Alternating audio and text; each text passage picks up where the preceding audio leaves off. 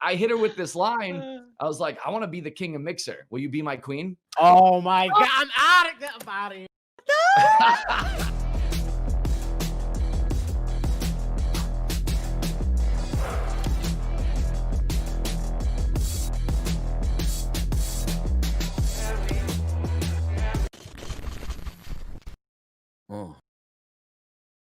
Hot mic. Oh, we're live right now. You know, I think we should have made a custom intro for Narz being a part of this. She should have been in the tax with me. But welcome, everybody. Welcome to Super Late at 368. I'm your host, Gabe Olivero, and with me is my sister from another mister. We've done a whole bunch of work together. She's one of the loves of my life. It is the Jen Narz coming in today, filling in for Bijan. How you doing, Narz?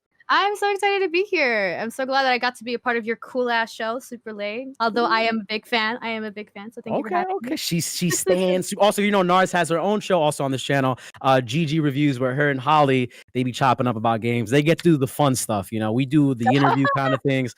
They actually have fun. It's one or the other. But I don't know. Last night's episode, we were butchering The Last of Us, and me and Holly could have been more apart in the for this game. So we do get at each other's throat. But all in all, it's a fun show. It was good. Yeah.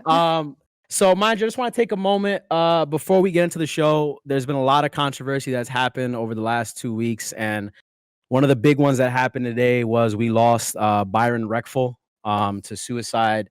The situation that happened, first of all, RIP Byron, you know, all the love out to you, Becca, who's his girlfriend. Today he had made a tweet that was him proposing to Becca. And today, I'm sorry, now my tone has kind of changed. But I'm calling them the monkeys, like literally the savages of the online world, whether it be Twitch or Twitter. They just came out and just they like attacked him for like, why would you propose in that way? Which I understand in some light, like this is kind of aggressive to put that out there, but they took it to a different level. They were putting pressure on Becca. They were putting pressure on Byron.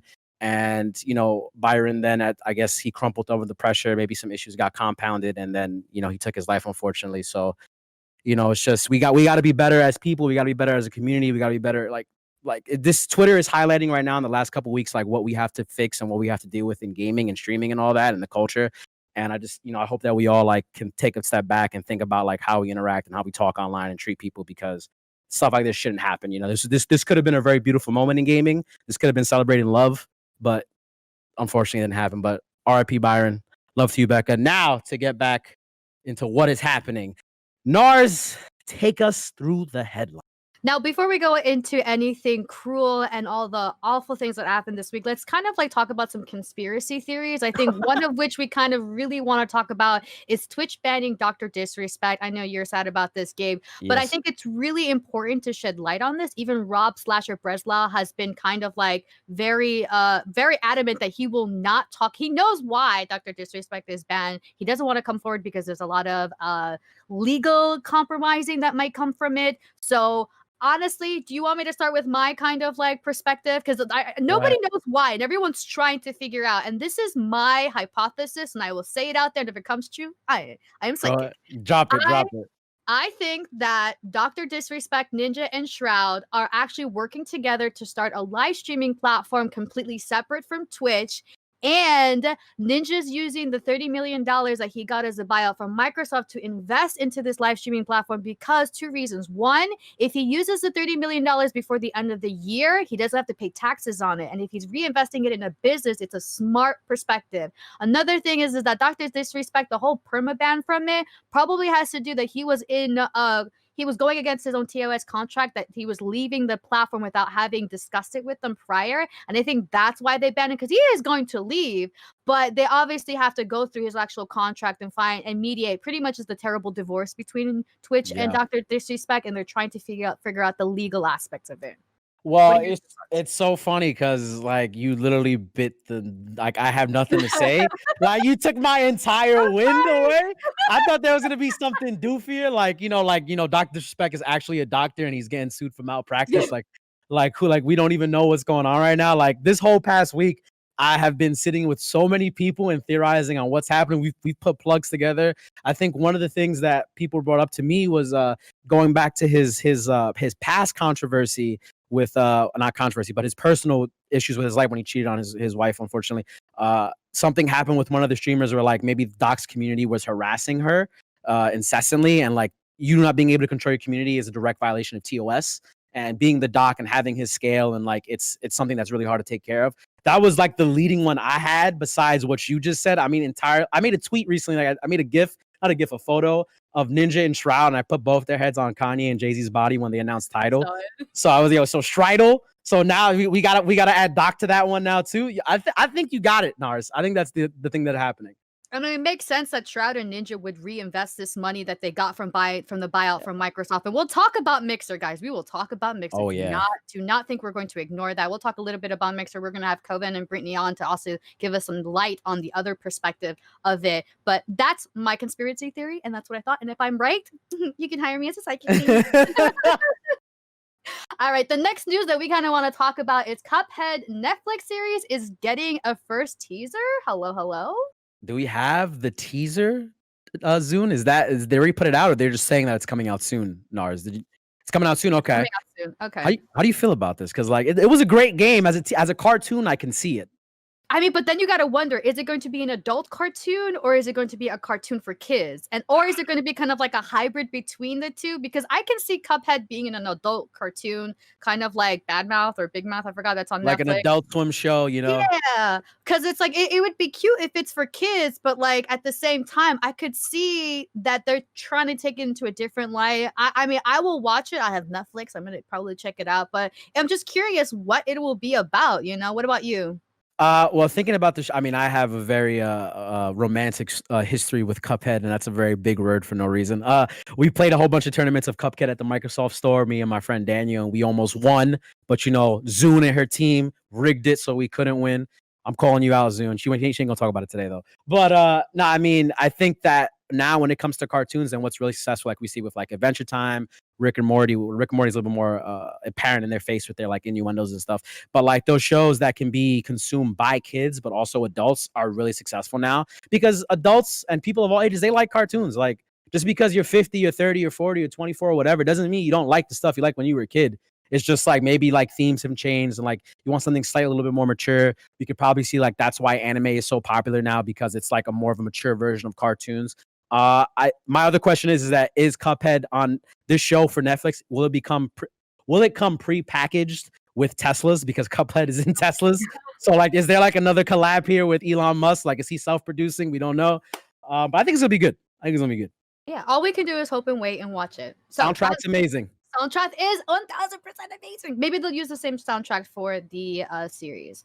The next bit of news for today is Discord is rebranding. They're shifting away from gaming. They started to become more of an inclusive community for all types of kind of like hobbies and interests, whether it's hiking or it's nature walking or it's painting. Like there are a lot of Discords. There was one particular Discord that I will not name that was permanently banned because they had a particular hobby, which was kind of racist. It was kind of a racist hobby, so they were banned. But Discord is actually taking a lot of implementations to ensure that their community online is completely holistic, safe, and that people are utilizing Discord for good causes and good communities and good connections. So good on Discord for that. Discord.gg/368, Discord.gg/368, Discord.gg/368. Yeah, Narz, what's your Discord? What's your Discord, Narz? You have to sub to me to get to my Discord. Wow! The plugs. I love it. Yeah, I stream Tuesdays, Thursdays, and Saturdays. You want to come check me out? Check me out. All right. One of the biggest announcements for this week, though, it comes from NBA 2K21, which reveals 3 cover athletes. I know this is something you're really happy about because they did make some changes and revealed some different players that should be on the cover to be recognized, particularly Kobe. Yeah, I know they released 2 variants of the Kobe cover that's coming. There's one with his classic 8 jersey back in the day, and then one with 24 Kobe, Mamba Kobe, everybody's more familiar for. I mean, I woke up this morning, that was the first thing I saw on my phone, and I literally started tearing up because right now I'm almost choking up because like Kobe to me, and I know people who from this generation, who's my age group in the 20s, who watch basketball, like he means so much. There's so many great memes about Kobe. I mean, if you ever want to laugh, type in Kobe 81 olives on YouTube. It's one of the funniest commercials ever. It was like an inside joke between another player. And no, this is great. I mean, I also want to see from 2K in the future when we get to 2024, I want to see another Kobe cover my brain. I forgot for a sec. I forgot what I was gonna say. But I just want another Kobe cover in 2024, and then reveal it on August 24th. My God, that's what it was. My brain was farting. Which should be the numbers of Kobe's jerseys put together, August 8th, 24th. And yeah, that's one thing I have to say about that. I mean, I love that. A lot of people are excited. It's great. Absolutely. And it's really cool that they did that, especially if there was a lot of controversy about like, why isn't Kobe on the front cover? But they immediately were like, he's on the cover. We were just kind of like slowly getting to there. Change the NBA logo 2024. When he gets inducted to the Hall of Fame, change it to Kobe silhouette. That's it. Alrighty. The next piece of news that kind of is weird to look at, it happened over on Twitter. XQC, Alinity, Jessica Blevins, and Ninja got into a heated argument over charity controversy. It was really, really weird because XQC pretty much was like saying that certain people that do charities are paid to do charities. And then obviously Jessica Blevins, who's Ninja's wife, came in and said that that's not true. We've never taken any money for any philanthropic work. Philanthropy work. So I think it's a bit weird seeing that we've saw this conversation happen in public. Ninja had to actually step out from the darkness and try to check everyone, to which Alinity, I think, came out and was just like, if I was ever on a team, it wouldn't be yours, Ninja. And he was like, well, at least I don't abuse dogs or cats. Yo, dude, when I read that tweet, I tweeted immediately because I have alerts for Ninja set up. And I immediately commented like, yo, Tyler, chill. It was like, this is too much, Tyler. You going in hot. No, that was a moment. And then it started a whole beef they all started going back at each other, which is like, it was looking like WWE right now. Like these streamers are warring out. I'm like, first of all, I'm here for the fight, the pop. I was ready. I was Michael Jackson gifting it the entire time. I'm like, yo, more of this popcorn. Let's go. More of this sauce. But no, it was that. I did not expect that, but that was great. That was a great moment. Yeah, and she immediately excused herself after that. So at least she has some. She walked out because Ninja killed his shit in that tweet. He shot her. Like, what are you gonna say? What are you gonna say? Like, go back to your hole, gremlin. Oh, wow! Wow! I don't approve of animal abuse. I do not. I don't care. Yes. Moving on, Microsoft is to permanently close all but 4 physical stores. The 4 physical stores will be the flagship stores. So we're talking about the one in London, the one in New York, the one in Seattle, and then the last one is in Sydney, Australia. So if you want to go to a Microsoft store, if you want to buy a Microsoft product, you're going to have to do that online. And do you have thoughts about like why they decided to do this? Well, I think that headline in and of itself has been very misleading. I mean, they're closing down the retail experience of their stores. Like, what's happening with these stores they're becoming more of experiential places, like places of learning. Microsoft has done like a whole bunch of boot camps and things at the Microsoft store to connect people with technology, robotics, etc. We see this at Apple locations. Like, Apple was the pioneer of this like experiential retail experience, which is why people love going to Apple stores, because you're not just like going there to buy a phone. Like, you can go chill, put your Wi-Fi on. There's a DJ. There's a whole bunch of stuff. So I mean, the nature of retail now is like, most people buy their stuff online, especially when it comes to tech. Like some people will go into stores to see stuff out, but usually it just happens online. Like, you know what you want or you look it up. But being able, I like the move to go full retail. I mean, full experiential and no retail. Because that Microsoft store in New York, we're both like, we have a long history with that place. Now you can change every floor to be so many different things. Like, they have the esports studio, they have the extended gaming studio. Then what are they gonna do with the main floor? Like, what's gonna happen? I'm excited. And let's go. I'm here for it. Yeah, I think the lockdown really affected the stores just because obviously social distancing, we're not allowed to have certain people within 6 feet. So when you're talking about like some of these smaller Microsoft stores across the country, they just couldn't even operate on the normal situations because they just are not getting the revenue to do it. So having just these 4 stores kind of like be the only stores makes sense. But at the end of the day, like, we still have to see what happens. I mean, with everything that's happening with Microsoft, like, it's really looking not too good for Microsoft, obviously, with the whole Mixer thing, which we'll talk about with Covent and Britni later. But I think, like, do you think this is like kind of like showing us that Microsoft may be falling off the deep end? I think that's like giving them a slippery slope, where it's like, because of what happened with Mixer, X, Y, and Z is happening to the company. I think that like COVID in and of itself is such like a crazy thing that if we were to have retail experiences in New York City, which is like the densest place in the country, like it's going to be such a liability because one, not everybody's going to get like vaccine or have antibodies to deal with this type of thing. So it's like it's going to get transmitted, and things transmit in the city so easily. So when you go experiential and eliminate retail, you can create more control over how many people you allow in your space, how many people are allowed for this. Like, is it a ticketed event? Is it a private event? So I think that's like also what I thought about when we were speaking about. Like, I think like that's a good move, and that's why it makes the most sense. But I mean, Microsoft, their E3, like their announcements and stuff, they're looking pretty strong. Their services are looking great. Their cloud services. And I don't think that this is any indicator that they're falling off. I think they just got like a lot of bad PR right now. A lot. And hopefully they can recover that before the end of the year. All right, Natalie Domingo. Okay, shots fired. Again, we got to say it every episode till it happens.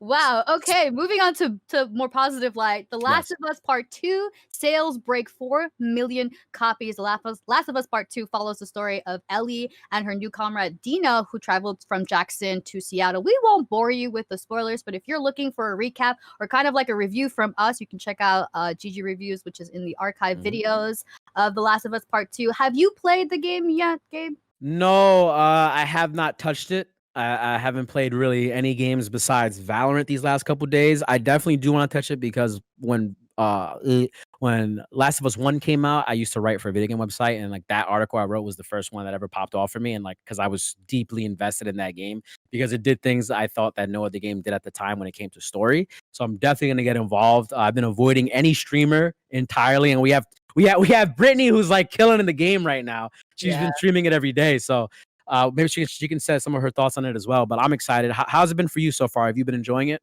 Honestly, I wasn't prepared for it. I'm gonna say this right now. If you're not prepared for an emotional fuckery of a roller coaster ride, do not pick up this game. It's dark. It's real dark. It's dark. It's really dark. It's really, really dark. If you're not used to darkness, if you're not used to killing dogs, like I am, which Britni does on stream. Britni does it easily. I'm gonna have to watch it. I need some pointers. I couldn't do it. Huh? No, I remember we were talking to Britni off camera. She was like, we were discussing like, if I don't do it, it takes me forever to get through this stage because of like how they've changed the AI system in this game and how it's just like made to just ruin your day at every angle. So it's kind of like, it's like, do you do it? Do you don't do it? Or do you get killed? Is your game gonna last an extra 6 hours while you try to figure this out? We don't know. But nah, I can't wait to play. Worth $65. Worth $65. You'll have to watch the video to check out my review. God. All she does is plug. I'm just saying because like everyone has their own perspective. Like some people, there's a lot of controversy with this particular game. A lot of people hate it. A lot of people love it. And I feel like it would be unfair for me to be like, I hate it or I love it, because then that already like, dilutes the actual game itself. A lot of people are calling it a masterpiece, and some people are calling it a work of trash. So it's like you have a broad spectrum to look at. So do your own research. Right now, Britni's in chat going, yo, chill. Don't put me on blast, yo. We'll have to have Britni on when she can defend herself. We'll have her on really soon, guys. Don't worry. But moving on to the next news for today, it's really upsetting that we have to bring this up, and we have to talk about this. There are allegations that Twitch is finally starting to ban streamers who are accused of sexual abuse. Over the weekend, 50 women, that has now been up to 100, have had multiple allegations against certain streamers. Some of them are Bless RNG, Wolf21, and some of these have been outstanding accusations. They're not things that have happened overnight. These are accusations that have been brought up to Twitch's attention for years, and they're finally going across the entire platform and banning some of these figures. A lot of these streamers have come forth and admitted to their sexual misconduct and to their sexual abuse to their victims, which is crazy. Yeah, I mean, it's funny because these things all not funny. It's weird because these things not weird. I can't get the right word for this to even describe it. These things have been bleeding into other mediums in gaming, like FGC has had a whole bunch of stuff happen recently. There's other games like involving shooters that we were talking about with Covent. He was saying that, this is blended into Halo, into COD, etc., and how all these streamers and creators and people who compete in this way, like how these allegations have been coming up. I know I personally have to go through my list of people I've known since I was 15 because there were a couple names that came up on that list, and like I need to have conversations with these people, and like it's like a whole thing that It's crazy, man. Like I didn't expect this, and now it's like every day a new name gets popped up. Like today we had, which wasn't specifically for Twitch, but Nairo, who's a really well-known Smash player. Like, you know, they popped for something that was happening, and you know, now I think he's been deplatformed as it is right now. And then we had yesterday something with Senpai. I know you're really heated right now with what's going on, so I would definitely want to get your 2 cents. I think we'll just want to wrap this into our next topic because it kind of is the same. Several FGC Smash Bros. Players, pro players, gamers, TOs, tournament organizers have been accused of sexual misconduct. These include D1. This includes Mr. Wiz, who is one of the founders of Evo. This includes Cinepai as well, who has been accused of sexual misconduct to a minor who was 14 years old. Yeah. And so this is crazy how children and women are constantly are not giving the support to vocalize what's happening to them. It took years for some of these victims to come forward, and it's only now that this is coming out. And I have to point out, we have a comment in chat, Angel of Envy. Yes, why did it take so long to deal with this? And I think it has a lot to do with the structure for the foundation for these victims to feel safe coming forward was not there for them, and they could not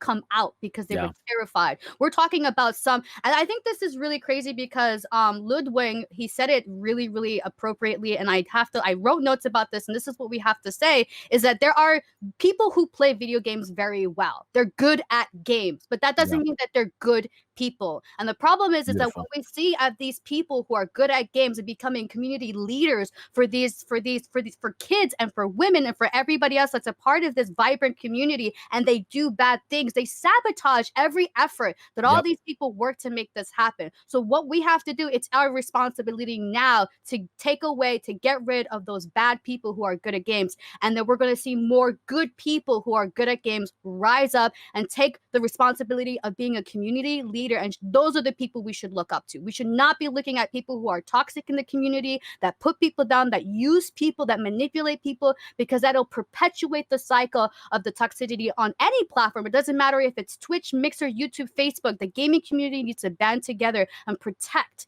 the people that are gamers, that are us. We're all gamers at the end of the day. Yeah, I mean, you pretty much said that beautifully, and you came in with all the heat that I was expecting you to come in with right now. That's pure Latina fire. No, yeah, it's crazy because it's just like you would think. Like the beautiful thing about gaming, right? And I've always said this, is that gaming is one of the only mediums that it doesn't matter how tall you are, doesn't matter how big you are, doesn't matter like what you look like, whatever. You can pick up a controller and play, even if you're missing a hand, or there's people who have no hands who play with different things, people who can't see who play video games. It is the differentiator in culture where anybody can come together and come to have this love and this experience and make all these friends. I've made so many beautiful friends over my life, like playing video games. Like if I didn't have video games in my life, I wouldn't be where I am. I wouldn't know the people that I know. And it's like Max Ketchum, who's a tournament organizer for Smash, just to bring this up, he had a tweet that I felt like encapsulated. Like he meant really well with his tweet, but some people like picked it apart a little bit. He said that as tournament organizers and people who do these things, like these community leaders, we've never been equipped or not equipped to like handle these types of situations, because it's true. You have a 14-year-old, right, using the senpai situation, and you have a 24-year-old at an event. And these people mix because of the nature of what gaming is. So we need to come up with more concrete ways to like, there's parental supervision at every event. Like maybe you have to come with a parent if you're under the age of 17 or 18. Like you can't be there by yourself, because clearly no one's looking out for you from what this is looking like, what this is coming out to be right now. Because like the media will take any opportunity to take this right now, put it in the news, spin it as they always do when it comes with anything that happens, particularly with FPS games. They'll take that and spin it like, oh, gamers are aggressive, gamers do this, gamers do that. No. Those are a few bad apples that cause bullshit, and then we all got to pay for it, and enough is enough, and we can't be doing this anymore. That's all I got. And those who are bad at great games but are great people too. Beautiful quote. You belong here too. You are a good person. If you're a good person and bad at games, you still belong here too. What the hell? If you bottom fragging, we still got love. We still got love for you. Don't worry about that. I definitely want to move on to something that's kind of funny. Our next piece of news is Twitch suspends Donald Trump's live stream. Forgot this was on the headlines. Not surprised by that. They of course he went against TOS regulations for Twitch and started saying some hateful conduct, and so Twitch obviously suspended there was a suspension and they just like banned him because he defied the hateful conduct on the platform. And I think this is really cool how Twitch is slowly having a zero tolerance. They're having a zero tolerance when it comes to racism, zero tolerance against sexual abuse, and zero tolerance against manipulation of minors or just the platform in general, or manipulation of their own contracts. So they're progressive. They're really trying to do their very best with trying to take care of the platform. What are your thoughts about I know it's like really like whatever, but what are your thoughts about him being suspended? I mean, like, what do you think was gonna happen? Like it's like you're gonna press play and you're just gonna get to rock? Like you're the most hostile person in the news and the media right now, and like you especially, like, you caused a whole bunch talking about Donald Trump, not you, Narz. Of course, you, Narz. You're not the cause of, people get riled up around him and stuff happens, and it's like as Twitches, they've tried to like, mold their community and shape it in a more better direction, through the way they handle things now. It's like we can't have someone like this who potentially could incite, more damage, more hate, more aggression than possibly, than has been seen on Twitch before. People want someone to latch onto at any given point, right? Like that was the whole big fear when Joker came out. Like it was like you're gonna give people somebody to latch onto that identifies with like some negative traits of like some people's personalities, and you don't want that person on the platform because it's going to ruin it for everybody. And like as we said earlier, it just paints a negative light on all us. And it's good. But also Twitch has been transitioning to like more of like not a gaming platform, but just a live streaming platform. So it's going to be interesting to see like how they also handle similar cases from different people who create, like people who are YouTubers who may be of a more Donald Trump position or maybe like a more of an Elon Musk position or whatever it is, how they're going to handle like what they say and what they do, because they do want to diversify their content creators to make the platform grow. So I'm whatever, man. Funny ban, instant ban. Love it. And our last piece of news today is we're going to talk about the Elgato releasing a new microphone. You had the privilege and luxury of actually touching it. So talk to us about the new mic. So right now, I'm going to put my my narration voice on. As you can see, we have the Elgato Wave 3 in front of me right now. This is it's a great microphone. It comes out at about 160 to about, I think, 200 after taxes and stuff, and you got everything. This has a shock mount pop filter. It's pretty damn good of a microphone. I usually use the Shure SM7B, and this has kind of simplified my entire setup, so I've been enjoying it. I know other creators like Harrison Heller thinks the mic's really great. He's been using it. It's got everything built in that you need as a creator, like a mixer, amps, all that, pop filter built actually inside the microphone on top of that. And my favorite thing on this mic is this mute button right here that you can just like touch off the top and it goes instant mute. I'm not going to do it because Zoom will get mad. It'll mess with the video. But we also have just like a quick trailer of our review video we put together this past week that should be coming out either tonight or tomorrow. So Zoom, why don't we pull that up? It's like only 40 seconds. So you can check it out. Wait, what is this? You playing from the beginning? Elgato sent me a package all the way. Apparently there's only like 50 to 150 of these. I'm probably making that up. Miguel, thank you so much for sending this right now. This is their game changer. This is just unboxing porn right now. This is close-ups, down the middle with the with the knife. This was their VIP package they sent me with like everything included. Like it usually doesn't come with the pop filter and the shock mount. Miguel over at Elgato has sent us over Elgato solution to all the issues that we may have with audio as creators. We all know it's the most complicated thing to get right. So this is supposed to be their all-in-one package, Project Wave, to solve that issue. All right, so let's turn to the package right now. Look at this unboxing experience. Okay, so they got us some quotes. Laughter, conversation, song, music, sound is everywhere. An endless wave of expression, and you're a part of it. Your words matter. Now share your voice with the world and be heard. Your friends at Elgato. And that's it. Cut it. But yeah, so in this video, I do actually a direct comparison between the Wave 3 and the Shure SM7B. So if you are wondering between those two microphones, because the Shure SM7B is a microphone that most people look towards for podcasting, streaming, etc. It's the creme de la creme. It's Michael Jackson recorded Thriller on that microphone. But if you don't have $400 because the microphone comes up to $400, then an additional up to $200 for a mixer and everything else you need for it. You're gonna spend $600 on a microphone. The Wave 3 is a pretty great option, pretty affordable, and there's barely any difference. So I do recommend you check out the video so you can see. And I think that's it. I think that covers it. Yeah. Thank you, Miguel, and thank you, Elgato, for the mic. Maybe we'll do a giveaway. Ooh. Don't hype everybody up. Not today. Maybe like 2 weeks. Maybe 2 weeks from now we'll do a giveaway. All right, so y'all better stop following this Twitch channel. That's all I Narz got. is gonna be in there and sign up for it and try to get it. Yeah. They were like 10 accounts. Like, I'm ready, bitch.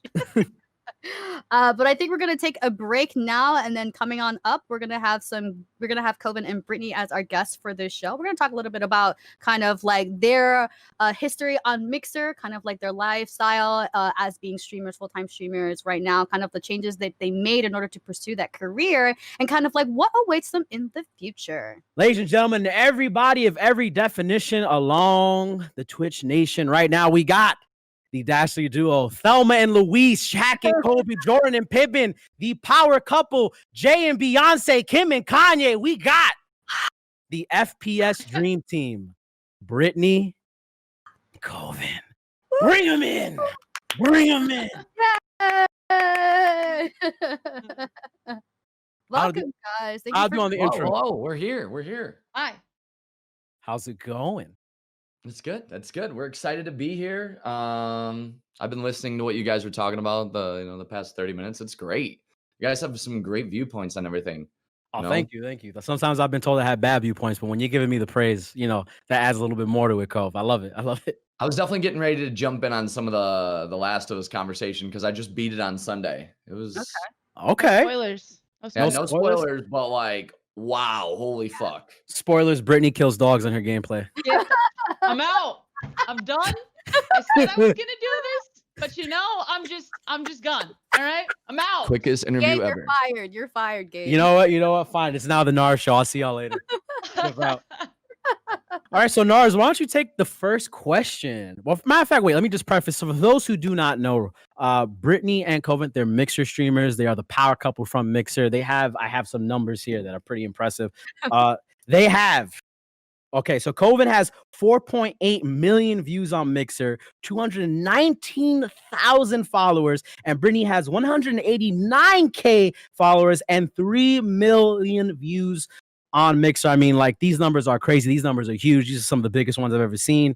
And like, they're pretty much Mixer OGs. And now they're on Twitch now, during the great Mixer migration.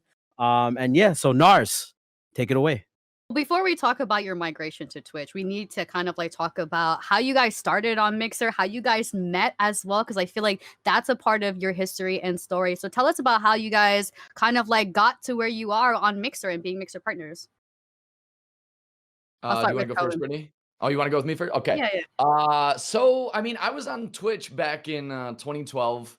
I'm a former Halo guy. I played at like a semi-professional level, and so the scene was on Twitch. If you wanted to be recognized by anybody, you had to be on Twitch.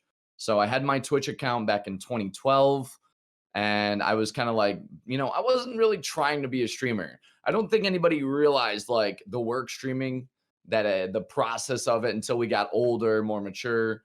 It wasn't until like probably late 2016 that I really started to focus. And then it was at that time I heard about Microsoft acquiring their own platform called Beam, which later became Mixer. And so then I had one of my most successful streams on Twitch back in the day, 2016. I did like this 24-hour stream raising money for charity. And then the next day, I kind of like ghosted Twitch, like legit. Like I checked on my Twitch account like about a month ago, and like my stream title and my VODs were from that last stream 4 years ago. So I straight ghosted. Cause like when I commit to something, I just full send. Like I don't second guess it. I don't look back. I'm like, if I think it's a good idea, I commit to it. So I made the switch to Mixer back in 2016, and I literally just hit the ground sprinting, not even running, just like full sprint. Got partnered real quick on Beam/Mixer. Started rising to the top because like I love to talk and I'm really good at shooters. And then, the rest is kind of history, I'll let Britni pick it up and then we'll talk about how we met. What am I supposed to say about where I started? What are we talking about here? Yeah. Give us the origin story. Streaming? Like, I don't know. I started meteor streaming. crashed in your backyard. You found towers. Listen, why you gotta expose me? Is this the Britney Exposed show? Is this what's going on? Yes, we're exposing everything right now. Jeez, Louisa. So I don't know. I started streaming from my Xbox to Twitch because I needed friends to play Destiny 1 with. I didn't know what the hell a raid was, and I was trying to figure that out. And I went from there. And I took a year off. There was a tragedy in my family. I took a year off of streaming. And I got a text, or I was scouring Twitter after a year of grieving, and found this website called Beam, and started streaming from there. Streamed every day, and I don't know. And now we're here. And Now we're we're here on top of your game, thriving. Now, how did Right. you guys kind of like meet then? Because it definitely it was definitely during your time being a streamer on The Mixer. best part. This is so Yeah. So I actually tell this one a lot because like I like to gush about Britney all the time. Like I feel super blessed to be with her. He's 'cause, a like, gusher. because, I mean, you could literally watch any of my VODs. I'm always plugging Britney. I'm like, yo, #1 female streamer on Twitch. She's got the dopest quality, her webcam quality, her background's sick. I know she's making you look weak right now with know, this right? background, man. No, I love green screens. I love green screens. When I'm live, I'm in the magic. But like she had came out of a toxic relationship in the past. I had came out of a toxic relationship in the past. So we're both kind of, we're new to it. We're new to this new platform, Beam and Mixer. We're kind of learning our ropes and stuff. And so it was like mid-December. We were both on the up and up. I had just gotten partnered, and she just had like started her streaming grind in the mid-December area. And we started playing this game called Dead Rising 4.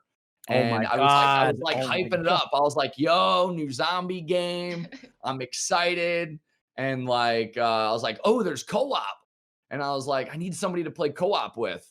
And I think okay, now we're going to have a little bit of different ways to remember Here this. we go. Here we go. But, the way I remember it is that she was in my stream. She popped into my stream as I was getting ready to end, and I was talking about, yo, I need someone to play Dead Rising 4 with. And she put in chat, she's like, yo, I'm getting Dead Rising 4 tomorrow.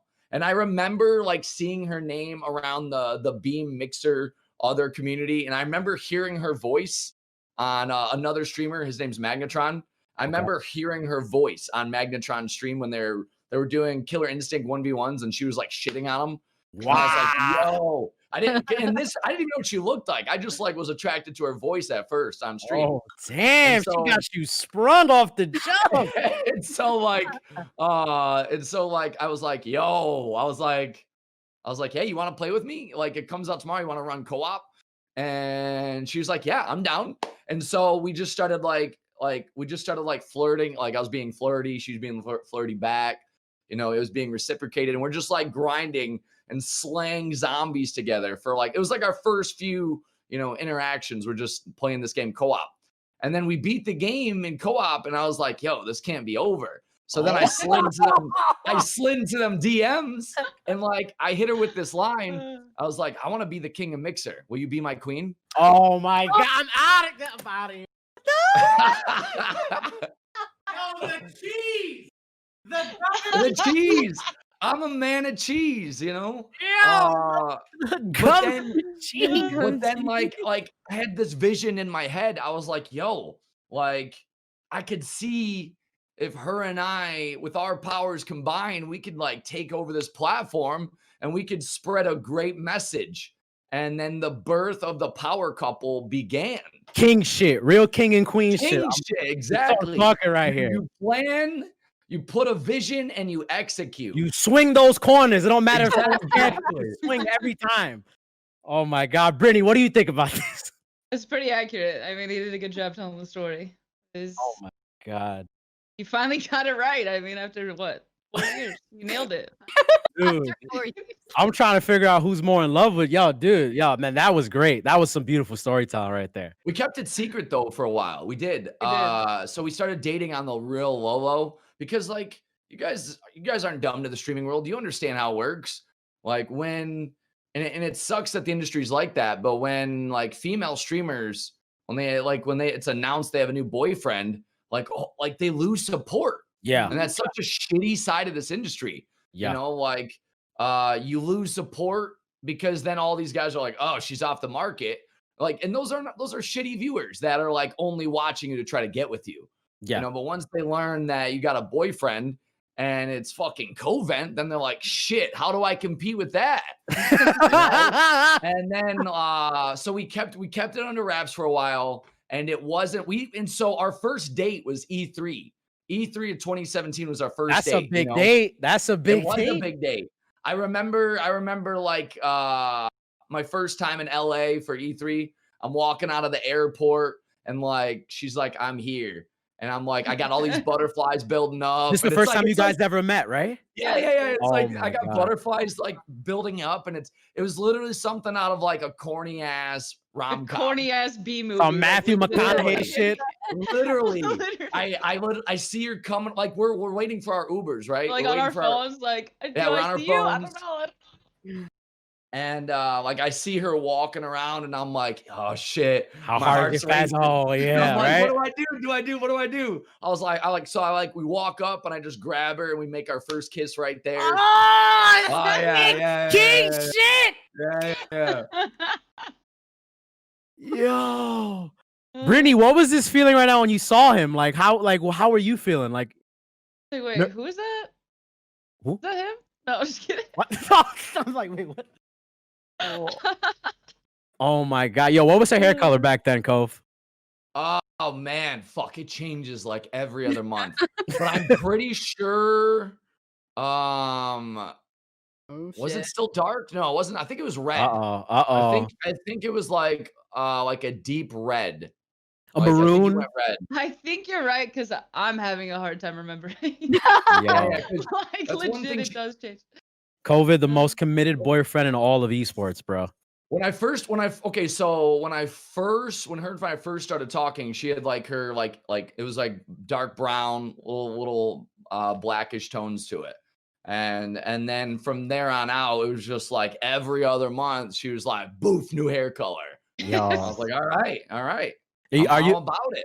are you going back and forth with Ninja, Britni? Is that like the whole thing right now? You challenging his color hair every month? I mean, No, she was first. Oh, you were the first. You were the I did the alpha. half and half first. I definitely remember that. I did the half and half before he did, and I was like, "Yo, for real? I just got copied by Ninja? Like this? For real?" We gotta find some old photos of you with the mismatch mixed match They're hair. on my Instagram if you want to see. Oh, I'm about to pull that up. So would you say that one of the most powerful things about Mixer, since it was such a young, small community, the ability to build like this relationship and relationships that are like not even romantic, just friendships, is just so much more stronger on like those smaller kind of platforms? Yes. Don't run at the questions. Yeah, absolutely. You know, because we were a smaller platform, and so we watched it. We built it. Like Brittany and I were the face of the platform. You know, we built that platform, and because it was smaller, it gave us a chance to get to know your community at a way tighter knit. Mhm. So you could build closer bonds and closer friendships and relationships. And absolutely. I mean, what do you think, Brittany? Yeah, it's. Britney's high. Listen. Yeah. I mean, I don't know. I'm just like trying to like think of everything of like what Beam was, right? Because Mhm. it was just it's like being at your favorite local bar where like everybody knows your name, you know, and like you just go in and it's just family. And it started transitioning into something a little bit different than that, but we still felt like the OGs knew everyone. Mm-hmm. Yeah, Well- once Go ahead, Colvin. Sorry. once Microsoft really started amping up corporate structure, and like it was funny because her and I had just purchased like a shit ton of business cards and stickers with Beam on them. And Oh, like the next day, like we just dropped 500 each. And the next day we Pro. get up and they're like, we got a big announcement. We're changing our name to Mixer. I was like, what the fuck, dude? I just dropped $500 on business cards. I put rush delivery because like they had this whole like elaborate E3 announcement ready to go. But within like the first year, you started to notice changes, you know, like more because like Beam was like two dudes with a vision, you know, Matt and James, two just nerdy coders with a vision, and then people they knew were the staff. So like during the Beam days, you felt like just hanging out with the boys, and we're all just streaming, like I was pulling like some of the biggest viewership and it was 50 viewers. Like there's nothing crazy, and when you hit like 80, everyone was like, oh my God, 80 viewers. What the shit? I remember the first time I hit 90 viewers and I was on front page and I was just like, what the fuck is happening? This is crazy. And then like, I think my internet crashed. I swore I got DDoS because I was like, yo, haters are out here. Haters, what the fuck is happening? First time on front page. My internet goes down for the first time in my life. They're preying on your downfall. Oh, it was crazy though. Like 90 viewers was like a huge deal. What was your peak viewership between both of you? Like, what were like your highest moments? On Beam, Mixer? Mixer, Beam, whichever one. I don't know. Well, not including the channel 1 hype and the hype zones, but I'd say like high hundreds, thousands maybe. Wow. No, your peak viewership, I've seen you get up into like at least 2-3K at sometimes. Damn, man, I can't even think So about I remember I try to hide my mine. viewer count. Okay, I just talk to the people that are there. There you go. The good practices. Yeah. I remember mine because it was super huge. It was my 30th birthday. So my 30th birthday, I'd gotten tight with staff. So did Britni because we went to we're Connors. We go to every single convention. We go to E3, PAX East, PAX West, PAX South. Because that was the only reason, like the only place we would see each other was at these cons. Yeah, that was our dates. Our dates were going to conventions. So while we were at these conventions, we were mingling with other partners and staff and getting to know people. So like some staff had caught wind that I was going to be streaming my 30th birthday. I got put on like the promotional front page carousel. And so I remember my 30th birthday, 18,000 viewers, 18,000 viewers. And like it sent ripples. Like everyone on Twitter was like, dude, it's my birthday too. I wish it was my 30th birthday. Where you at, Mixer? Yeah, like there was a lot of support, but there was definitely some shade thrown, like for sure. But it was such a crazy stream. I remember the chat was like flying. And I was trying my best to like interact and say hi and acknowledge and thank the whole time. And it's just like one of those memories that will go down as like, I celebrated my 30th birthday in front of 18,000 people. And I was like, this was sick. It was fucking dope. Dude, I don't even know how you guys managed to read all the messages. I can barely manage with like 20 people. Like, well, that's what it was. That's like a big difference between Mixer and Twitch is that on Mixer, the chat is, I feel like it's a little bit more spread out and you got profile pictures. So like until we started streaming on Twitch, we didn't realize how big of an impact having a profile picture is. Like you could see a lot of personality. You could see like who this person is, what type of person they are, just based on their profile picture. The first time they say hi and they have a profile picture, you're like, oh, you like this anime. Oh, you have a picture of your dog. Oh, this and that. Like I can judge who you are based on your profile picture instantly, like, and see if you're gonna be a good fit, Instantly judge new viewers just like that. Like, oh shit, you're brand new. Let me give you some attention. It's so much easier to read chat, but on Twitch you're just like staring like, what did you say? I was just reading it and now it's gone. I don't know. Okay, all right, moving on. I can imagine the really small font on Twitch. You just like, it's like I'm looking at. I have our chat open on the side right now, and I'm just like, I can't keep up with like any of this. Mixer definitely had a way better UI system with that, and then also the fact that it had FTL at the time, like that just made like the user experience, like the connection, so much more real. Than Twitch has gotten better, but it wasn't as good as like Mixer was at its peak. I feel like Twitch has gotten better because there was Mixer. So like, yeah, we're jaded and we're pissed that Mixer quit, but honestly, like, Twitch got better because of Mixer. Mm-hmm. So it's now we get to have all these great features that Twitch has built because of Mixer. So now I definitely want to talk about also you guys moved to Seattle to be closer to the Mixer HQ for opportunities. Can you talk to us about those opportunities and how you're holding up after the fallout? Yeah, so that was like a big thing coming, because we hadn't been together for over 2 years and we were both doing really well in our streaming career. I was averaging like my peak sub count on Mixer was 4,000 subs at one point, but I was averaging anywhere between 1,000 to 2,000 subs on Mixer, which was fucking huge because it was memed as like the baby platform. you know? And so I was doing really well financially, and Britney was also doing well.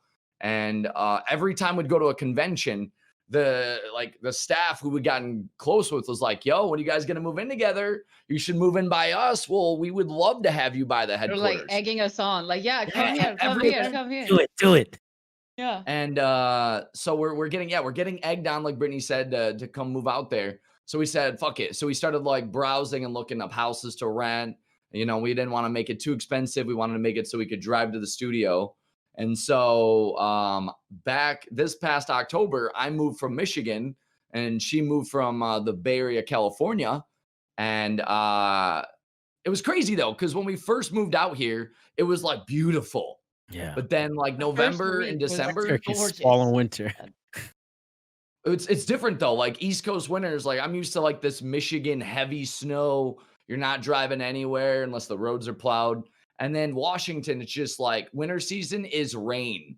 It's like the rainforest. Every day it's raining and it's like 40s, you know? But fuck, it's way better than fucking snow. Holy shit. Oh my God. You'd rather Like, take rain over snow? Yeah, 30 years living in Michigan and cold ass snow. Yes. Yes. I mean, Absolutely. we could drive to the snow if we wanted. And it snowed a little bit. Like it stuck like one day. I like wrote my mixer link on our car with the snow. You know, it's on my Instagram also. The two New Yorkers in here are like, yo, shut the fuck up. What do you think? Like, what the fuck? Our world is shut down when it snows. Yo, dude, it's a wrap over here. We got like the pissy yellow snow and the sludge. Like it's only pretty for 5 minutes and then it just becomes Oof. terrible in Wow. New York. Yeah, you're just like sitting here like, oh my God, I remember when I was a kid and this was so cute. And you get older, you're just like, why are you doing this right now? I'm not ready. I don't got the right boots for this. I'm wearing Converse. My feet are gonna get cold. It's ridiculous. So like to continue what I was talking about, so right off initially we got a couple basic opportunities, like just come visit the studio, come do some live shows with us. But then like so we went to PAX South in January. We got PAX from PAX South, and her and I had like the PAX Pox, or who knows, but it was the PAX Pox, you know. We thought we were dying. We thought we were It dying. was bad. Yeah, we had fevers and sweats, and so we recovered from that. PAX East happened, and then the coronavirus happened, and so like all those big opportunities that we were going to take advantage with the studio started to get shut down because everybody was working from home. Sucks. Yeah, like we that. kinda That's we huge. got screwed like because of this, but Did we're that here. did We have that a nice house. compound you think Mixer going out, like just like everything shutting down like that? Because I would imagine Oh, if they moved you over, like you guys probably had like some shows planned or some like really big yeah. things you guys gonna Yeah, work we on. had some shows. Like we were in talks with one of their producers. We were, and it was just like light conversation, you know, like bar talk. But like it was fun bar talk. We were talking about maybe like a weekly morning like talk show, the Britni and Covent show. Oh, And we would wow. have like one of their producers in there, you know. And so we were in talks of something big because we truly believed in Mixer's vision of community first, interactivity first. And so we were in talks with some kind of like morning talk show. And so like we were super excited about that, you know. So then when the fallout did happen, right? And like you said, like the Mixer thing is, you know, community first, interactivity first, et cetera, right? And they made this merger with Facebook. I mean, why don't you guys choose to go to Facebook and decide to go to Twitch or maybe not even YouTube? Oh, Brittany has a lot of thoughts on Let's that. go, Brittany. Let's You see air her- it out, You see Brittany. her face immediately. Have Tell you me- ever watched a stream on Facebook? Yes. Yep. That's Yeah. it. That's the okay. Next topic. Wait. That's it. Have you Yo, ever Nars, watched- defend your platform that you were on. Hold on. Time out, mister. Oh. I'm gonna We throw signed a deal. I'm gonna throw my chancla at you. Brittany, for those that don't know, give us your 2 cents. I want the tea. Give me the tea. Well, okay, so I just got done streaming for 4 years on a platform that we care about a community. We care about, you know, loving them and caring them and like caring about them. And you're gonna tell me to go tell all them that if they want to type in my chat, they have to either A, use their real name, or B, make a new account, another account on top of it, just to type in my chat? Like, I don't know. It's just To be safe and secure. to be safe and secure. So one of my mods is a female. She timed somebody out. Well, that's the thing. That's the thing.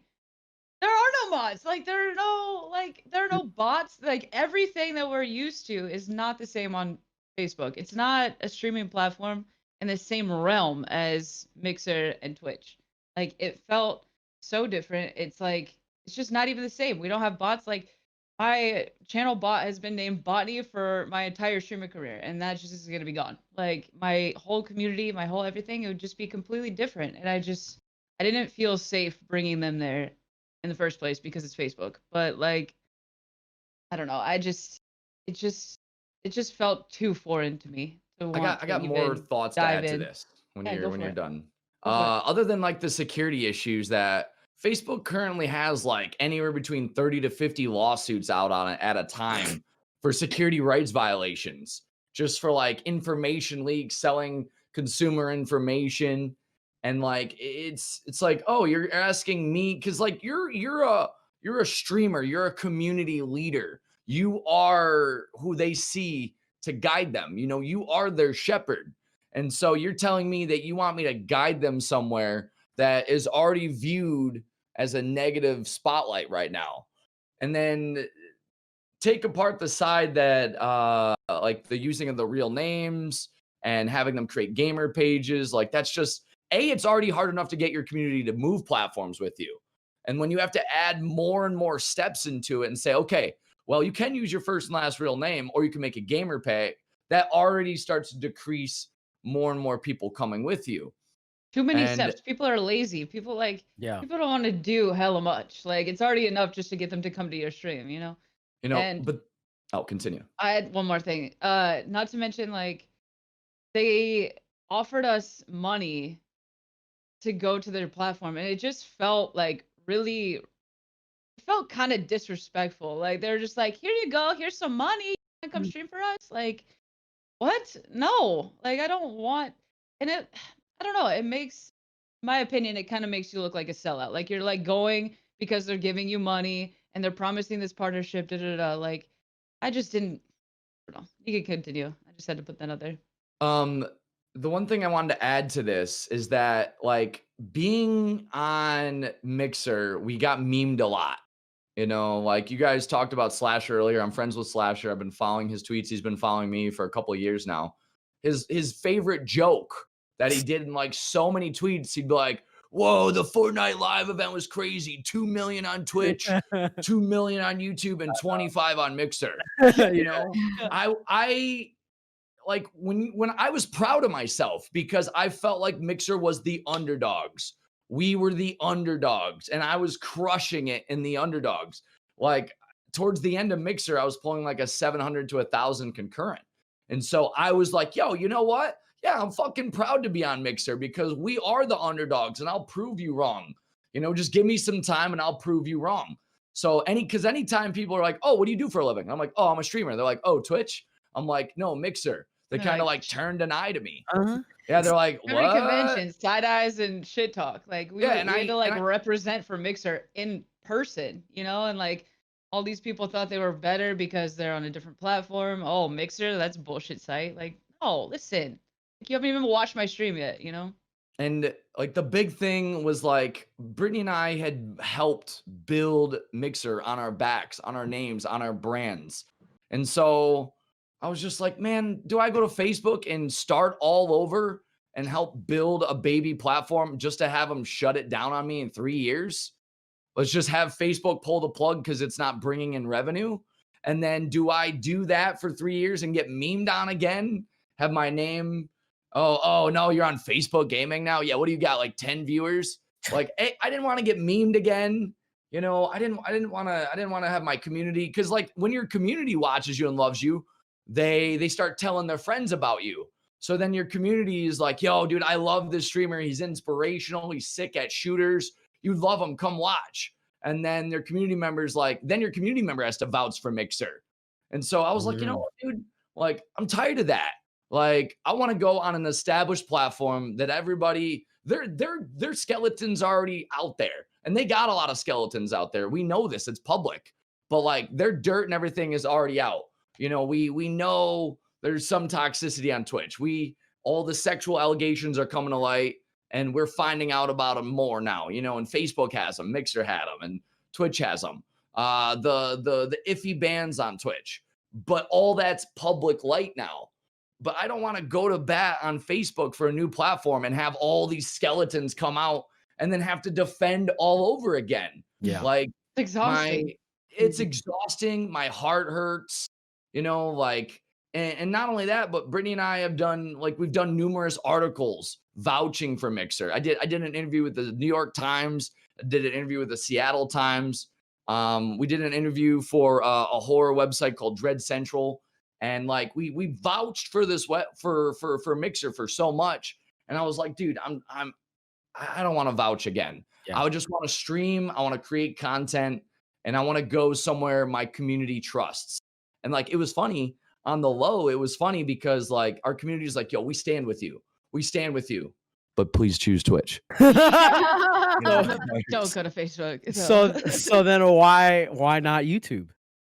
I didn't have a foothold in YouTube. Okay. The YouTube Twitch thing, that was going back and forth in my head. But like, I still had a lot of friends on Twitch. I had a lot of friends that were Twitch partners, and they got bigger. You know, like from the Halo scene. Like, one of my friends, his name's Nated, legendary Halo pro. He does well in the Halo scene on Twitch. And so I got a friend in him there. We got a lot of friends that are Halo YouTubers that are crushing it. I got a lot of friends in the pro COD scene. One of my boys, Legion, he's doing well. So it's like, do I go to a platform where I have a lot of friends that are partners and are successful, or do I go to YouTube where I know nobody? And so that choice for me was obvious. Now, I definitely want to jump on. Sorry, Gabe, I have to jump No, in go ahead. going Yeah, to go. the next one. In the wake of the closure of Mixer, what, in your opinion, could have Mixer done differently, and where did they fail, specifically when it comes to supporting you guys and the community? And you can go all out. And Yeah. we'll Oh start with shit! Brittany. I You can got go tea all on out. this You're one. you're in a safe space. Brittany, I know you got some tea. Brittany, spill some tea before I spill some mean, tea. She got to pull up her tea bag right I now. know, right? She got back. I mean, apart from how they broke up with us, like, I mean, are we talking about the overall platform or just how they What do you cut it think off? caused I their mean, downfall, Brittany? Like, be honest, because I think I know what caused their downfall. what is the word Put I'm it looking out for? there. Not visibility, but like, what's the word when they're like Discoverability. transparency? Oh, transparency. Transparency. I think they needed to be way more transparent with us, and like they would preach about how they're working on it and trying to be more transparent and this and that, but I feel like I didn't like. I would get an email saying, "Hey, you just got paid," and I'm like, "For what?" Like, I don't know anything. Like, seeing the difference of analytics on Twitch, I'm like, "Holy shit, dude!" Like, I didn't know anything what was going on. Like, oh, I don't know. You can go. I'll think about it. You go Okay, first. I got Like, some tea to spill on this. All right, Because I'm ready. and this is no fault to them or their own. I think they made a big expensive marketing blunder by bringing over Ninja and Shroud and Yep. Gathalion and Ewok. I think Yes. that was, I understand they were trying a bold new initiative and streamer-based marketing, but I think they spread their pocket too thin and their experiment failed. Because Mixer was growing. We were just a nice little streaming platform growing. Like, before Ninja even had made that transition, my numbers did go up when Ninja switched over, you know? But I was pulling like a consistent 400 to 500 average before they came over. I was doing well, and the platform was slowly growing. I think they wanted like this surge of growth. But I'm a big firm believer in slow and steady. You know, I grew up a 90s kid playing GoldenEye and reading Where the Sidewalk Ends and the Tortoise and the Hare story, you know, where the hare sprints ahead and the tortoise just keeps chugging. Like, I'm a firm believer in slow and steady wins the race. And so when Mixer brought on Ninja and Shroud, it put way too much attention on our numbers. It put way too much media attention on Mixer. Yeah, it got the name out there, but now everybody was hyper focusing on our numbers instead of just letting us grow at our slow and steady pace, because we were growing slow and steady. I could see it across the platform. Everybody's sub counts were growing. Everybody's numbers were growing. And I think a compounding factor of too much media attention, and then anything negative that happened, they couldn't solve it internally. It just like hyper exploded into the news, and then they spread their pocketbook thin. I mean, we saw the numbers come to light. I don't know if they're 100% confirmed, but we saw the numbers. Yeah, like 30 million for Ninja, 10 million for Shroud. And so you see that they're not doing as well as they should have been, where they were averaging 5 to 10,000 viewers. And so that makes the negative look dim. And then you're an executive, you're an executive at Microsoft, at the Microsoft level, and you're looking at a portfolio, and because you don't see people. We know that. We know CEOs and executives don't see people. They see numbers on financial reports. They don't see the Covent. They don't see the Britni. They don't see the community. They just see numbers. So I'm sure they probably saw revenue going out. They probably saw marketing dollars for Ninja and Shroud being negative like 20, 30 million. And they were probably deep in, they were deep in loss. And then so they're already thinking of a way out. Like, okay, we're losing money, And I did listen to Shroud's YouTube video and Ninja's podcast, where they explained they had a lot of plans before the coronavirus hit. They were supposed to shoot Mixer commercials, Xbox Game Pass commercials, and they were supposed to do a big marketing rush with them. So I definitely think the spending on those big superstars and the coronavirus started to accelerate, what their thoughts were at an executive level. Like, oh shit, we're not getting any exposure out of them except for their tweets. We're not growing like we thought. And then you got the sexual allegations. Then you got the Domingo, the racist staff member. And then so now you're an executive at the Microsoft level, and you're like, okay, we're losing this fucking ton of money. Now we got sexual allegations. Now we got racial allegations. They were just like, fuck, cut it. Just cut it. And that's probably because it does look like they were planning something. Yeah, this doesn't happen overnight. Yeah, it looks like they were planning something. And then with those final 2 check marks, they'll just like, yeah, cut it. Just cut it. So then now that you guys are on, go ahead, Narz. I'm just going to ask, so do you believe this was something gradual starting back from the lockdown that kind of just progressively was inevitable for them to cut it off? But were you guys made aware of this beforehand, before they made this cut? No, absolutely not. No. We were blindsided 100%. The tweet that we were closing was our first acknowledgement. And that that hurt. I mean, it hurt everybody. It hurt staff, it hurt community, it hurt other partner streamers and Staff streamers didn't alike. even know until 20 minutes before the tweet went live. Oh my God. Everybody that lost their job there didn't even know. Like, not even just the streamers, just the actual staff didn't even know. Like, it hurt us really deeply because we were very close to Mixer. They had flown us out numerous times to test insider features. We moved here for them, Yeah, like, so uprooted your whole life. A lot of the things implemented on Mixer because of our influence. Our ideas were implemented. Like, we really helped shape this platform. We were really tight with them. What do you think some Mixer partners are aspiring, or people who are aspiring to be Mixer partners, what do you think they need to do now to transition over to Twitch or YouTube to make that transition as smooth as possible? I mean, first off, you got to be really, really transparent with your community on why you're moving and where you're moving. Because I did actually a little spiel about this on my channel last night. The whole Facebook thing, as Britni said, it kind of hurt because they were just kind of throwing money at us. The money thing should have been private. The fact that there was a money offering right off the top, we'll give you partnership and money, that kind of seemed just a little backhand to the face. And so first off, wherever you're going, whether you're choosing YouTube, whether you're choosing Facebook or Twitch or some of these young startup platforms, you have to be fully transparent with your community on why you're choosing it.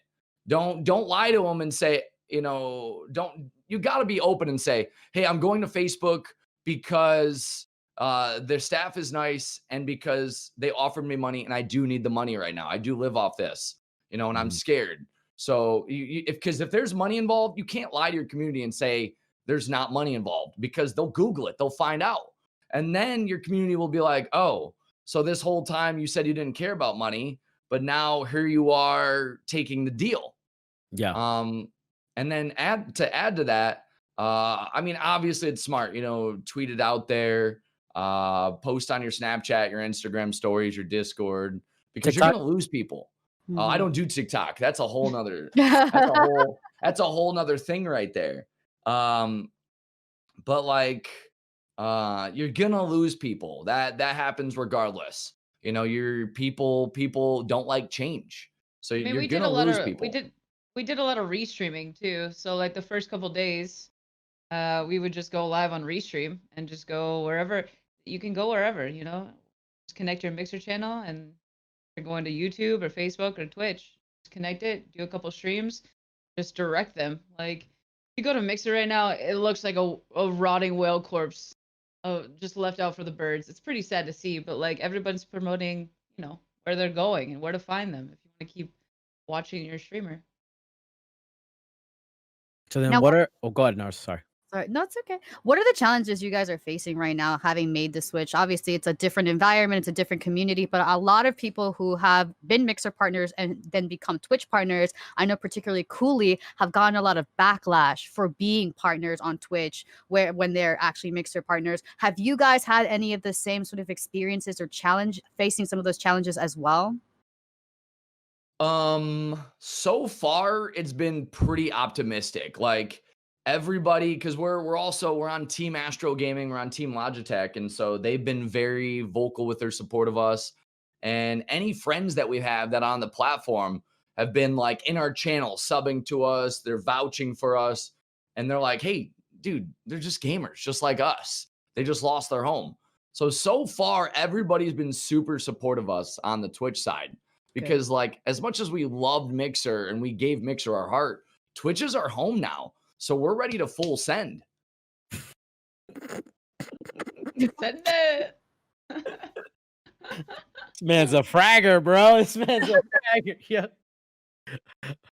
So then I know we spoke earlier, like on outside of this call, like on a regular Discord call, and I know you guys are talking about how crazy your stream house is right now. How like this entire place is made for content. So like, what are some of your long-term goals with what you guys are going to be doing, like with this amazing place you have? So we have the kitchen set up already. We've been doing cooking segments at the beginning of my stream. There you go. The last 2 days actually in a row. I got a HelloFresh sub, and we're just out here cooking some HelloFresh food because I'm going grocery shopping right now every week. Are you kidding me? I don't want to do that. So we got HelloFresh. We cook a meal, and then we transition, which is like this really cool thing where you just literally have like a scene, and you don't have to like end your stream or anything. You just change scenes, and you can be in the kitchen, or you could be anywhere, and it's really cool. We have this like 4 cameras set up in the kitchen, and then Jesus. we have a whole room dedicated for green screen for VR streams eventually when we get that all set up. And we got like a little art station set up where I was doing like Bob Ross painting streams. And then eventually we want to make we have like an outdoor patio area with like a built-in fireplace. It's actually really dope. So we want to like we're working on getting like outdoor furniture so we could just be chilling by the fire, drink beer, and just hang out and chat. Like the Britni that way- COVID we podcast. got some exciting things going. Yeah. That way, like, so she does like the opening where she does her cooking, and then we end, and we've just been transitioning back to the kitchen scene. We're like, We'll okay, we've whip been up- gaming for like 6 hours. I'm hungry again. Let's go back in the kitchen and cook some Oh frozen my food or God. something. But then we're Like, I don't know. cracking beers. We're And cracking beers, drinking beers, and Trulies, we're whatever. sitting down and we're doing podcast style where we're just at our we got this really beautiful island. And so we're just sitting on our island and the camera's on us, and we're just like, we're cheersing Chilling. people in the chat. We're and we're just like talking like we are now, but with the audience, while food's being prepped. So is Totally. Britni the cook and you're the dishwasher? Absolutely. Absolutely. One of these days, I we're can gonna cook, get him to cook. But okay? like, she's way better at adding flavor and Oh my God. I'm a specialties. sauce boss. Okay. Sauce I'm boss. a sauce boss. Yes. It ain't But, spicy. I don't want it. yeah, it's been pretty cool. Because like we had all this planned. We had all this planned to drop on Mixer. We're like, we've been running wires galore through our house. We've been setting up cameras everywhere. And so we were getting ready to drop this whole show on Mixer, and then the switch happened.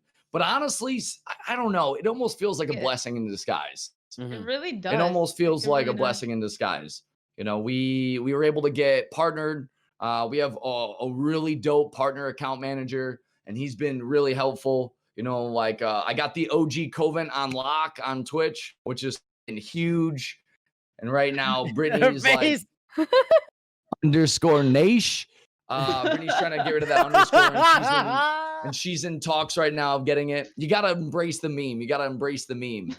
But like, so far it feels good, you know. I just cracked 2,000 subs in my first 4 days as a Twitch partner, and Britney's like 100 away from 2,000 subs. We're almost there.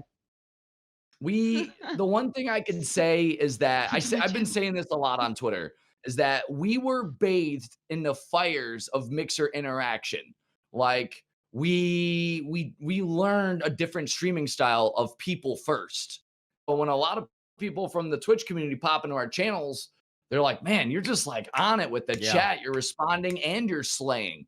Like you just dropped a 60 bomb in COD. I get a lot of people coming in. You asked me how my family is. Oh, sorry.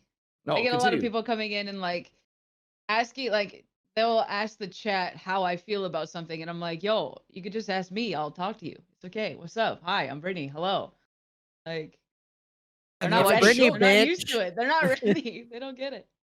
No, yeah, I mean, I would think that's like the most valuable skill you guys have gotten from that platform, just having like that connection with people and like making those conversations and having that. I mean, that definitely lacks on Twitch. So you guys have a massive advantage because like you guys understand, like you have to care for your community. It's like, you know, you're doing that media work, like, yeah, PR, this and the third. What's up? How you doing? How's everything? What you ate? You know, you guys are so primed to take over, man. I see it. Like, I see it. And then with this crazy ass house you got going on, I know freaking Covent's gonna live in the green screen room. It's like every day, yo, I'm in it, bro. I'm not even in reality anymore. I'm in space. You know, even though you guys don't have the opportunity to do the Britney and Covent show through Mixer, you guys can still do it through Twitch. And I feel like that's the blessing in it all, that you can make that decision without the restrictions and regulation that Microsoft put on Mixer to put on you. Now you have all reign, all creative reign. So maybe like Covent said, this is probably the biggest blessing for you guys. Yeah, because we weren't gonna abandon Mixer for anything. And it's crazy that like literally, so the announcement happened on a Monday. That Saturday, like we were just sitting around talking after the stream. We're like, yeah, well, it was like all these allegations started coming out and all these stories and everything. We're like, shit, dude, like this is crazy. Like, I don't know if this is what's gonna break Mixer, but like if it does, like we're not going down, or we're going down with the ship, you know. I just want to highlight a comment really quickly from Covent. Why you mad? Apparently, Covent burnt grilled cheese. God. Okay, so like I've redeemed myself numerous times. Here it comes. It was our first. It was like our first 3 to 4 weeks living in this new house, and like we were celebrating. We were lit. We've been taking shots and drinking, and Brittany had just got done making her grilled cheese. And I was like, I'm gonna make a grilled cheese too. And so I slapped my bread down on there, and the pan was already super hot. And so if you've ever made grilled cheese, you can't have your pan too hot because your bread's gonna burn before the cheese starts to melt. And so I slapped it on there. I put the cheese slices on there. And before I could even set the other piece of bread on top, I already started to hear the burn. And so like then I go to flip it, and it's already charred. And I was like, no way. And the cheese was just like cold ass cheese. So like here I'm like, all right, do I eat this cold ass cheese or I go in and burn? So I flip that bitch and I go and burn. And Brittany's like, she took a picture of it. She saved it. And then she blackmailed me on Twitter, man. Yo. Because I was like, I got some cooking skills. And she's like, oh yeah, we're about this grilled cheese. And she tweeted it. And it fucking went viral. And now the meme of the story is Covent burns them. And so I've redeemed myself twice live on her channel where I went and made a grilled cheese. I brought it to her. I was like, yo, look at that beautiful son of a bitch. Look at him golden brown. Yo, and she's like, okay. Oh, But is that that what it meme sound won't like? die. Okay, That meme okay, won't okay. die. I'm living with it. Fucking Oh, Coben's I just found a it. You wanna giant see? meme, bro. I need to Pull it see up, pull it this. up. Pull it up, please. On my phone. Is that it? Can you see? Wait, bring it in a little bit closer. A little bit closer. Can't because it's blurry. Oh. Oh my god. Wait, I gotta get my scrunchy eyes right now. Let me see. I gotta like really like. I'm just gonna go on her Twitter and see it. I mean, I Yeah. know it's a joke. I know it's jokes, bro. I can't Like- even zoom in. But to be fair, Oh wow. That shit is Oh, charred, to be bro. fair though, That's a tire, bro. That's a tire. What the fuck were you cooking? Like this ain't a well done burger, dude. It's a grilled cheese. 2 minutes, 3 minutes each side. That's it. it was delicious. It was Oh, delicious. I'm sure it was. You got to convince yourself of that L. It was delicious. That's what it was. I mean, to be fair, I like shit a little burnt. Like when I Oh get my yeah. hot dogs, Mhm, when mhm. I get my hot dogs, I like them a little charred. Oh, I like yeah. my bacon charred. That's the underdog know? in you, right? You like to fight for your food, right? yeah. This fucking guy, bro. I'm a kid from Flint. I've always had that underground mentality. I suffered through the Flint water crisis, and then I moved out to Detroit to start over. So like I've always had that I was a poor kid. So I've had that like that underground mentality. Like I just got to keep fighting, you know? Yo, And I so- watched a lot of Rocky growing up. There you know, you go. I was waiting for. But I gotta ask you guys, in light of like everything that's been going on, do you have any juicy Dr. Disrespect theories on what happened? Any Oh, yeah. conspiracy? Oh yeah. Oh yeah. This man's eyes Aliens. widen. Aliens, man. It turned out Dr. Disrespect is a lizard people, and he's making a deal, and Ninja and Shroud are aliens, and they're coming together. I want they're what you're just- thinking. Or they're just What going to the YouTube. Fuck, they got in your Seattle water, bro. They're going to YouTube, and they're catching a fat check. That's probably, you know. Okay. What about you, Britt? Oh, she's way too high. I literally, I don't even, Yo, I I don't got even know what to think. I mean, is he even a doctor? Like like about the malpractice. this whole time, I thought he was a real doctor. Maybe he just got called away for surgery. I don't really even know. I don't know. Well, then go ahead. I mean, on a real note, if we're actually talking about it, I've seen a lot of rumors floating around about these new platforms, or surprise platforms. Honestly, like, Apparently, they're all three following one specific platform that's not even a thing yet, like Doc, Ninja, and Shroud. no, that shit's fake as fuck. We know the person that made that Twitter account. What? We know who it is. That was like a regular viewer that would just go around stream saying, "I'm spreading love. I'm spreading love. Don't forget to tune into my channel later. I'm spreading love." They did that shit on Beam and Mixer. And then literally you could go on this. I don't even want to plug the channel because it doesn't deserve any more likes or anything because it's not real. Like you could see, like even Slasher, he's like, yo, this shit's not real. That platform is not real because it's a fucking gross name for a platform. If you Google what that B word is, it is gross. Okay. You know, but to be real, like I think Doc had to done some fucked up shit.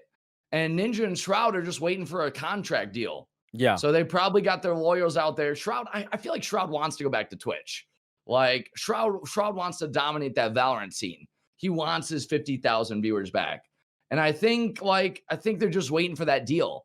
Like they're waiting for that Twitch contract. Like, yo, we'll make a big tweet. We'll do an exclusivity with you. Give us that money. Because now they see the value. They see their value. There's a number behind it. And so now I feel like they're waiting for some contracts. I have a feeling that Shroud's going to go to Twitch off a big exclusivity deal, and Ninja would probably go to YouTube. Yeah. You know, because I don't think Ninja likes how they handled his departure. Like Twitch handled Ninja's departure like a pissed off ex-girlfriend. You know, the way they handled his channel, the way they allowed porn to be recommended on his channel, you know, and then they learned and handled Shroud's departure way more responsibly. You know, so I feel like Ninja's going to go to YouTube. Shroud's going to go to Twitch. And I feel like Doc is like stuck in legal zone right now because he had to have done something crazy. Or it's the fucking Doc. It could Stunt. Or it's Theater, bro. It's a stunt. You know? Pure bait. He was tired of he was tired of not having all the attention on him. You know, all the attention was like, oh my God, look at all these new Mixer people coming over getting partner. And he was like, yo, fuck that. I want all the attention on me. cancel all my sponsors, ban me, and Going then he'll big. come back in 30 take a days. month off and just Yeah, he come wants a back. Doc vacay. is back. He wants a vacay. Anything, Brittany? Any crazy theories? I mean, you pretty much nailed it between the aliens and the and the fact that he did it to himself. I don't know. I'm with you. Who knows? You got. I feel like the stunt thing is entirely like really plausible. It could be But positive. it sounds on brand, you know. Very on brand. All right, guys, but we have the most important question of the night. What Totally anime right. are you guys watching right now? And if you are not watching anime, what are you doing with your life? Well, we binged all of DBZ and Super, and then we took a while to finish Super because we didn't want it to be over. We got to the last 2 episodes and we kind of just like left it on hold. We're like, we're not ready for this to be over. Okay, I know, whatever. And then we watched My Hero. You know, My Hero Yes! Academia. We Yes! love that. Favorite hero. Favorite hero. Who's it? Who? I mean, I love Midoriya. I love Midoriya, but Go. I love All Might. I love All Might. That's why I fuck with you, bro. I love All That's Might. why. I am here. Oh nah. Hold on. You doing dubs? Go. Nah, I'm sorry, man. You just lost. Oh, okay. Hold on. Sub only. Hold sub on. only. We read chat for a I living. read chat for a living for 10 hours a goddamn day. You think I'm gonna sit there and look at the screen for more? Like, come on. I literally read almost every message for literally like 6 to 8 hours a day, 40, 50 hours a week. I'm reading a million messages in chat. And so like the last thing I want to do is end my stream, take a bong rip, and then read more. I just want to lay back in my bed. I want to get on Twitter on my phone, get on Snapchat or Instagram on my phone, and just listen. And I mean, small theory out there. A lot of people probably love, natural anime with subtitles because they can't understand Japanese, so they don't understand what bad voice acting is. Whoa! So they're just like, oh my God, look at this language I can't understand. Cancel this man. Cancel this man. Yo, Zoom, turn this shit off. Yo, what are you talking about? Yo, get this man out of here. But like, here's to add to my point. The voice actor for Vegeta is also the same voice actor for All Might. Oh my, yeah. He And voices so, like 80% of everything, bro. Yeah. So like I heard it like the first couple of episodes of My Hero. I heard the All Might voice and I was like, motherfucker, Vegeta. And I was like, and Vegeta's my favorite character. I got these. Check these out. You're gonna love these. I'm with you, bro. These are I'm becoming a shoe fiend as time goes on. Oh, you got the Adidas? I got a collection of Ultra Boosts going on. No, these are even fancy. These are one of a kind anime artist drawn Vans, high top. You know, I gotta These hit. are done by an anime artist. I gotta hit you later on. There's a New York City guy who makes custom sneakers. He makes custom Jordan 1s, and he makes them like he has a couple themed ones, like a Vegeta themed one, a Brawly themed one. You 100% love them. Like those are dope. Those are dope. I like those. It's fucking. So being a Vegeta fanboy, because like I get it, everyone loves Goku. He's like the Who guy. loves Goku? Like no one says we stan Goku. Ever.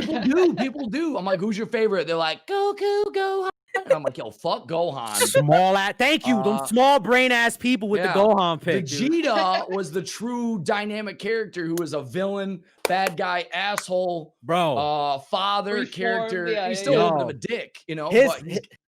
Go ahead. I was just gonna say he changed. His neck has more character development than anybody on the roster, bro. Like, yo, you know what? Like, this has been an amazing conversation. You guys have, I can't even look at you no more, Cove. I can't with those dove marks.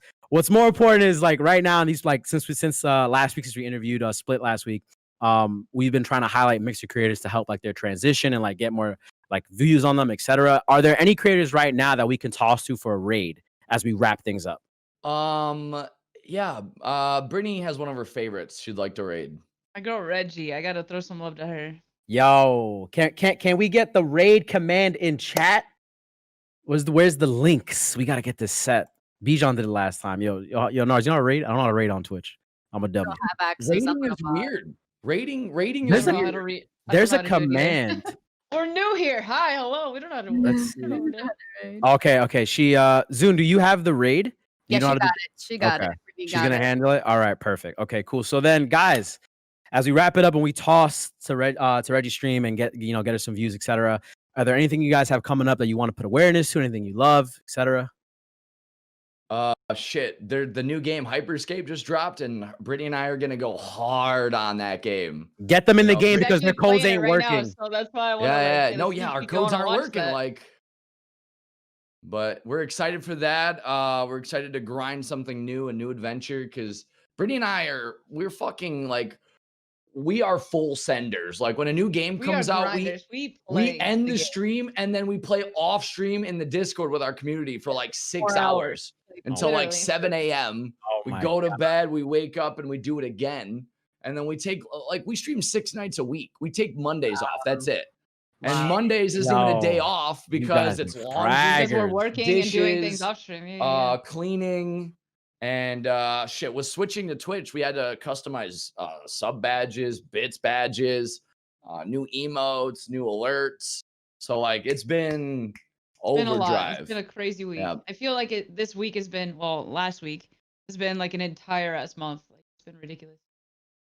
So what are your guys' socials? So everybody knows who's in here who may not be fans of you guys yet, or they better be fans now because this is like one of my favorite news. This is actually my favorite interview we've done.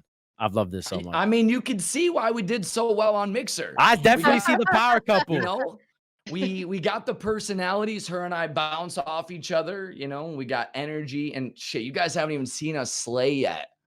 You know, we're like in Apex. We're just squad wipe while we're talking in chat the whole I'm time. doubting. I need to see this live. I gotta see this we live. hit Pred every season. What do you mean? I mean, but Hello? it's Predator and Apex. I mean, it's not like you're, Oh, you know, okay. let me see you get Radiant and Valorant, then we can talk. Okay, you know? let's go.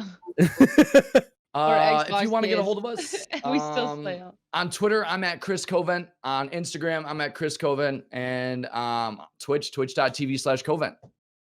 Wow, really great. Thank you. My Instagram.com/Britni. What's my Twitter? Twitter.com/Britni tweet. And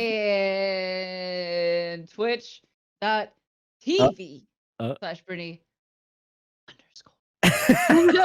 We're working on getting that We're taken working care of. on it.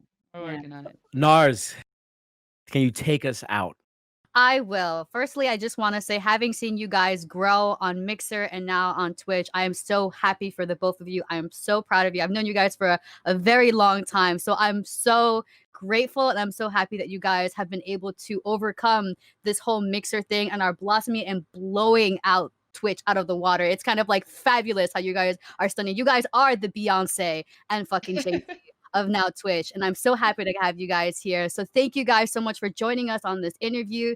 Guys, if you want to be able to follow more of 368, you can be able to follow us at Twitter and Instagram at 368. We have shows every Monday, Wednesday, and Thursday here at twitch.tv/368NYC. If you want to follow Gabe on Twitter and Instagram, you can follow Gabe at Gabe Olivero, both on Twitter and Instagram. Myself, I am Narz on Twitter and Instagram. But let's go give Reggie that raid. Thank you guys so much for watching. Let's go give her some love, guys. Let's go. Thank you. Thank you. Drop the fat raid, Zune. I need to see this happen right now.